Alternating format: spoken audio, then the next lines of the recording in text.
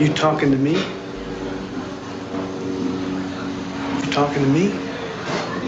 You're my older brother, and I love you. Few actors have a legacy as untouchable as Al Pacino's, but even a titan of the silver screen isn't immune to regrets.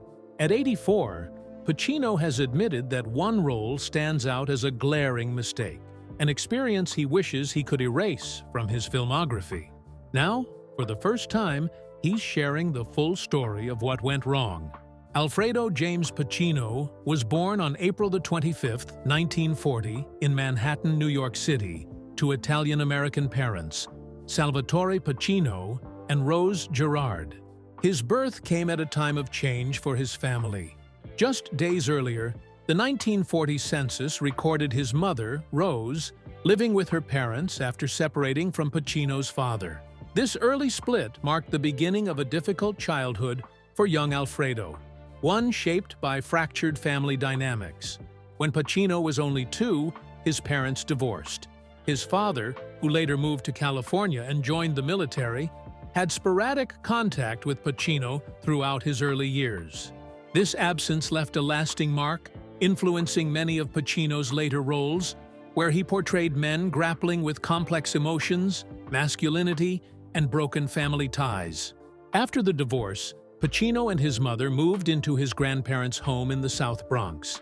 The neighborhood, defined by its working-class struggles, became the backdrop for Pacino's adventurous childhood. Life there wasn't easy.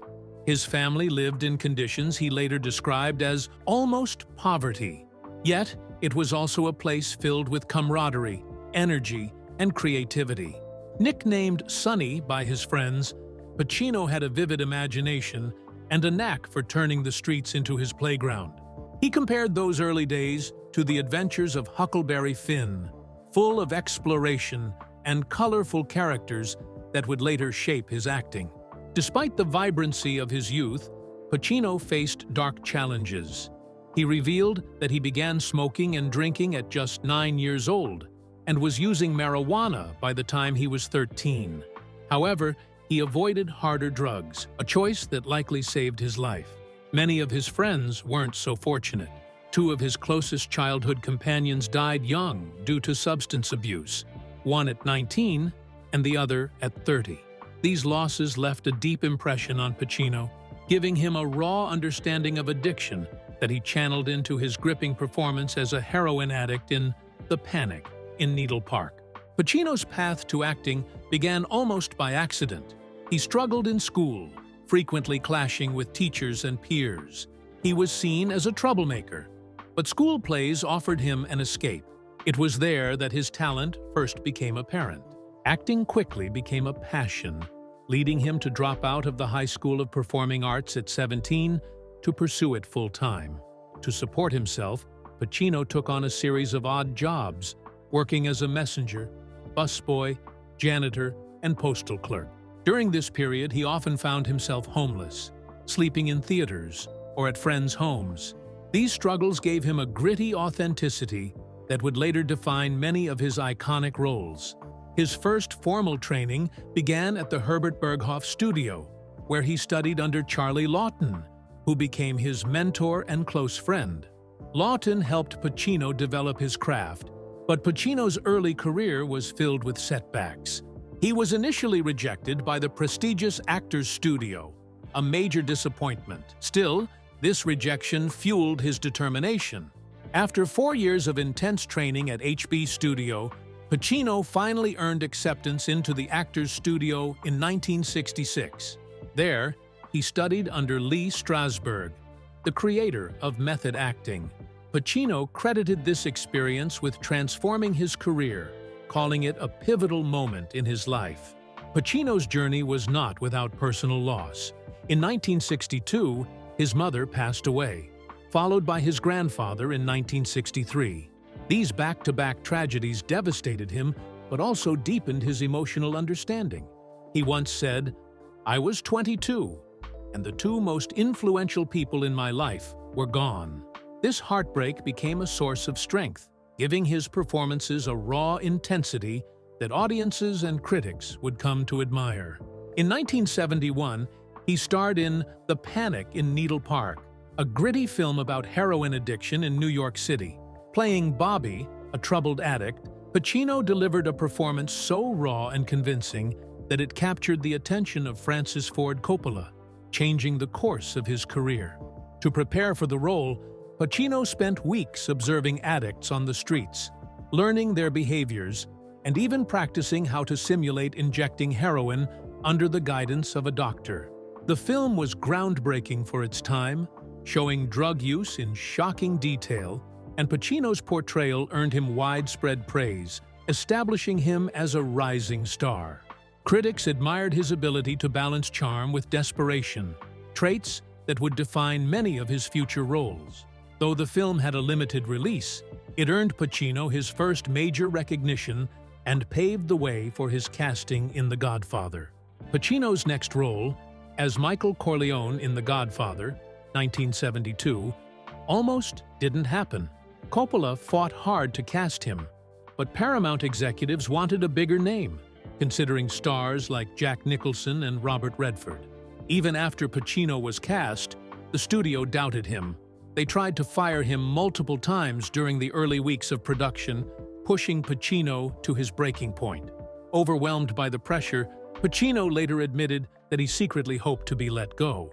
The turning point came during the filming of the now famous restaurant scene, where Michael kills Sollozzo and McCluskey. Coppola pushed this scene to the early part of the schedule, knowing it would prove Pacino's worth. Pacino's intense, controlled performance silenced the doubters, and he kept his role. Despite the film's enormous success and acclaim, Pacino initially struggled to connect with his character, only realizing the impact of his performance after seeing the final cut. This iconic role cemented his status as one of the greatest actors of his generation. After The Godfather, Pacino continued to build his legacy with two unforgettable performances. In 1973, he starred in Serpico, portraying Frank Serpico, a real-life NYPD officer who exposed corruption within the police force. Pacino immersed himself in the role, spending time with Serpico to study his mannerisms and adopting some of his personal style for the film. The intensity of the production left its mark on Pacino, including a mishap with an explosive squib that temporarily deafened him during a key scene. The role earned him an Academy Award nomination and reinforced his reputation for fearless, transformative acting. In 1975, Pacino delivered another electrifying performance in Dog Day Afternoon, playing Sonny Wartzik, a desperate man attempting to rob a bank to pay for his partner's gender-affirming surgery. The film, based on a true story, showcased Pacino's ability to bring raw emotion and unpredictability to the screen. One of the most famous moments in the film, the Attica scene, where Sonny rouses a crowd by referencing the recent Attica prison riots, was entirely improvised, demonstrating Pacino's brilliance in the moment. To fully embody Sonny's frantic energy, Pacino lost weight and worked long hours with little sleep, pushing himself physically and emotionally. The performance earned him yet another Oscar nomination and solidified his place as one of the most compelling actors of his time. Released on December 9, 1983, Scarface had a rocky start. Critics were harsh, calling it too violent and filled with excessive profanity. Some even walked out of early screenings. With a budget of $25 million, the film faced high expectations, but its box office earnings of $45 million in the US fell short of making it an immediate success. At 170 minutes, its length also drew skepticism. Many thought the film might damage Al Pacino's career. Instead, it became one of his most iconic roles, though that transformation didn't happen overnight. Over the years, Scarface went from a critical failure to a cultural phenomenon. Its journey to redemption was fueled by an unlikely group, the hip-hop community. By the late 1980s and early 1990s, rappers embraced the film's themes of ambition and survival, turning Tony Montana into a symbol of power and grit. References to the movie appeared in songs by artists like Nas, Jay-Z, and the notorious B.I.G., with lyrics often quoting Montana's most memorable lines. Jay-Z even claimed that the movie had more impact on him than the rapper Scarface himself. This surge of interest made Scarface a staple of pop culture, boosting VHS sales and giving it a second life. By 2003, its cultural impact was undeniable. Def Jam released an album titled Music Inspired by Scarface, featuring big names like Cam'ron and NWA. The film's famous line, "Say hello to my little friend," became one of the most quoted in movie history. Beyond music, Scarface inspired video games, including Scarface, The World Is Yours, and Scarface, Money, Power, Respect. Franchises like Grand Theft Auto borrowed its themes, solidifying the film's influence across entertainment. Following Scarface, Pacino sought a new challenge, taking on the historical epic Revolution, released on December 25, 1985. The film, set during the American Revolutionary War, was expected to be a grand success. However, it turned into a disaster. Problems began during production, which started with only half a script. Director Hugh Hudson insisted on authenticity, resulting in harsh outdoor shoots. Pacino, who played fur trapper Tom Dobb, battled illness early in the shoot. Rushed to meet a Christmas release date, the final film was incomplete and poorly executed. The failure was monumental. Revolution grossed just $358,574 against a $28 million budget. Critics were brutal, calling it one of the worst films of the decade. Pacino himself was nominated for a Golden Raspberry Award for Worst Actor. Reflecting on the experience, he called it disorienting and admitted the film shook his confidence. "They put half a film out," he later said, describing how the project left him disillusioned with Hollywood. This disappointment led Pacino to step away from filmmaking for 4 years, from 1985 to 1989. It was an unusual move for an actor in his prime, but Pacino chose to focus on theater during this time. He returned to the stage for productions like Crystal Clear, National Anthems, and Julius Caesar. Theater gave him a chance to reconnect with his craft without the pressures of Hollywood. He later reflected on how the stage had always been a refuge, even when rumors circulated that he had left film because his career was in decline. Al Pacino's return to the big screen with Sea of Love in 1989 was a defining moment in his career. After a 4-year break from acting, many wondered if the legendary actor could regain his magic. Directed by Harold Becker, the neo-noir thriller gave Pacino the perfect stage to remind audiences of his talent.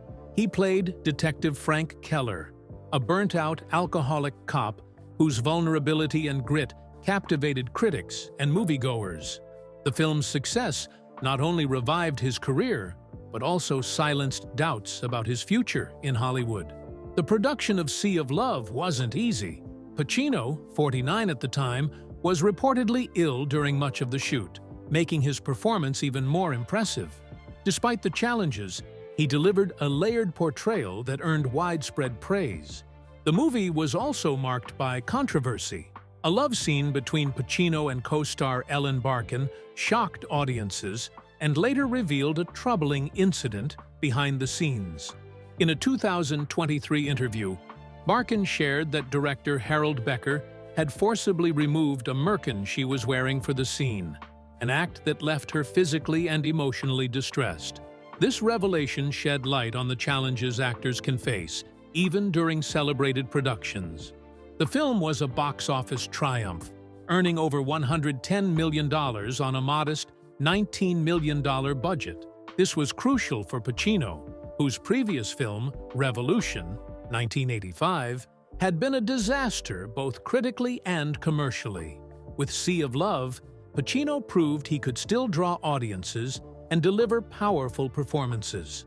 It marked the start of a new chapter in his career, paving the way for his resurgence in the 1990s. Riding the momentum of Sea of Love, Pacino returned to one of his most iconic roles in The Godfather Part 3, 1990. 16 years after the previous installment, the film saw Pacino once again as Michael Corleone, now older and burdened by the sins of his past. While the movie received mixed reviews, it grossed $136.8 million and earned 7 Academy Award nominations. Pacino's performance sparked debate. Some critics felt his portrayal lacked the quiet intensity of the earlier films, while others praised his ability to show Michael's deep remorse and quest for redemption. The production of The Godfather Part 3 was not without its challenges. Robert Duvall, who had played Tom Hagen in the first 2 films, refused to return due to a salary dispute. This forced director Francis Ford Coppola to rewrite the script, replacing Hagen with a new character played by George Hamilton. Pacino later admitted the film felt incomplete without Duvall, a sentiment shared by many fans. Despite these setbacks, the movie featured memorable moments, including a powerful confession scene where Michael breaks down while admitting his sins. This scene remains a highlight of Pacino's career, showcasing his ability to convey raw emotional turmoil. In 1992, Pacino delivered another iconic performance as Lieutenant Colonel Frank Slade in Scent of a Woman. The role earned him his first Oscar after 7 previous nominations, cementing his comeback. Playing a blind, retired Army officer, Pacino brought depth and charisma to the character, balancing gruffness with vulnerability. His preparation for the role was intense. He spent time with blind individuals to understand their experiences and even learned to assemble a gun blindfolded for one of the film's key scenes. The film was a critical and commercial success, grossing $134.1 million worldwide on a $31 million budget.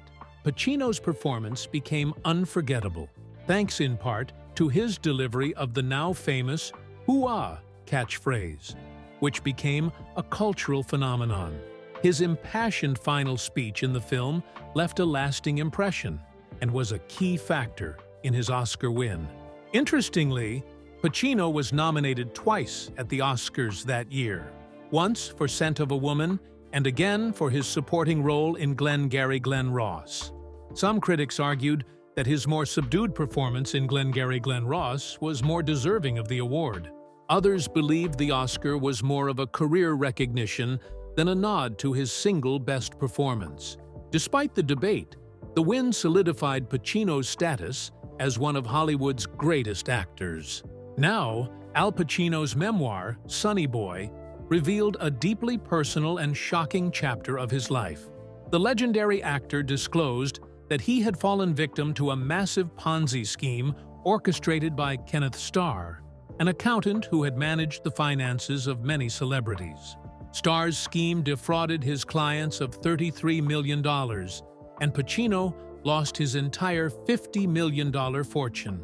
In 2010, Starr was sentenced to 7.5 years in prison.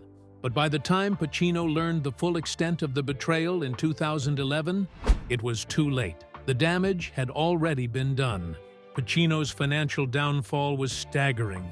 He discovered that his bank accounts were nearly empty, despite decades of success and careful saving. What made the situation even more alarming was the extravagant spending he had unknowingly funded. He was paying for 16 cars, even though he only owned 2. He was footing the bill for 23 cell phones he didn't use. The most absurd discovery was that he was paying $400,000 a year for a landscaper to maintain a property he didn't live in. As Pacino bitterly reflected, it was, "Come one, come all. Al's got it, and he doesn't care." This financial crisis forced Pacino to make drastic changes to his career and lifestyle. In his 70s at the time, he was accepting whatever projects came his way, driven by the urgent need for a paycheck. Pacino even agreed to promote coffee in one ad campaign. In addition, he began conducting paid seminars at colleges and universities, sharing his experiences with students to cover his monthly bills. Perhaps the most surprising outcome of Pacino's financial troubles was his appearance in Adam Sandler's critically panned comedy Jack and Jill in 2011. He admitted, To be honest, I did it because I didn't have anything else. Adam Sandler wanted me, and they paid me a lot for it. So I went out and did it, and it helped. The performance earned Pacino 2 Razzie Awards for Worst Supporting Actor and Worst Screen Couple, marking a career low point for the Oscar-winning actor. Despite the backlash, Pacino found something positive in the experience. He developed a strong friendship with Adam Sandler, describing him as wonderful to work with and a great actor and a hell of a guy. Years later, at the age of 84, Pacino revisited his career and life in his memoir, Sonny Boy. For decades, Pacino had resisted writing an autobiography, turning down numerous offers from publishers. Back in 1992, after winning an Oscar for Scent of a Woman, he was offered a $5 million advance to write his memoirs. At the time, he declined, saying, "I haven't lived enough to fill a book." What finally changed his mind was a near-death experience in 2023. Pacino contracted a severe case of COVID-19 and revealed that he didn't have a pulse for several minutes during his hospitalization. It became the turning point that led him to begin work on Sonny Boy. The process of writing the book was not easy. Over 18 months, Pacino worked with a ghostwriter to piece together his life. He struggled with fragmented memories, particularly from the 1970s, admitting, "There are whole years of the 70s that are just a blur. I was there, I know I was, but damned if I can remember what happened." The gaps in his memory frustrated him, making the writing process more challenging than he expected. As he reflected on the completed memoir, Pacino admitted to feeling a mix of pride and regret. He wished he had written it earlier when his memories were sharper. Moreover, Al Pacino's role as Tony Montana in Scarface is often hailed as one of the greatest performances in movie history. Yet, to the surprise of many, it didn't even earn him an Oscar nomination. In his memoir, Sonny Boy, Pacino finally opens up about this painful omission and his longing for the recognition he felt the role deserved. For over 40 years, the snub has been a quiet but persistent frustration in his life. Despite never marrying, Pacino has been in several high-profile relationships and is the father of 4 children with 3 different women. Pacino became a father for the first time on October 16, 1989, when his daughter Julie Marie was born to acting coach John Tarrant. Julie followed in her father's creative footsteps, working as a producer and director. In 2014, she earned recognition at the Venice Shorts Film Festival, winning the award for Best Female Director for her short film Nowhere to Go. One of Pacino's most public relationships was with actress Beverly D'Angelo, which began in 1996 and lasted until 2003. Their relationship brought about twins, Anton James and Olivia Rose, who were born on January 25, 2001. At the time, Pacino was already 60 years old, challenging societal norms around parenthood and age. D'Angelo later revealed in 2023 that their journey to parenthood began with a pivotal conversation in 1997, when Pacino expressed his deep desire for her to be the mother of his children. Fatherhood profoundly impacted Pacino's perspective. In a 2015 interview, he admitted that having children transformed his world. "Kids changed my perspective. Before I had my 3, I'd walk around in my own head, not noticing anything. Acting used to be everything. Now, because of them, it's just a small part," he said. Though he kept his children's lives mostly private, moments like his daughter Olivia's heartfelt birthday tribute in 2024 offered glimpses of the loving bond they shared. In 2023, Pacino's fatherhood journey took a surprising turn when, at the age of 83, he welcomed his 4th child, Roman Pacino, with his then-girlfriend Noor Alfallah. The news stunned the world and sparked debates about late-in-life parenthood.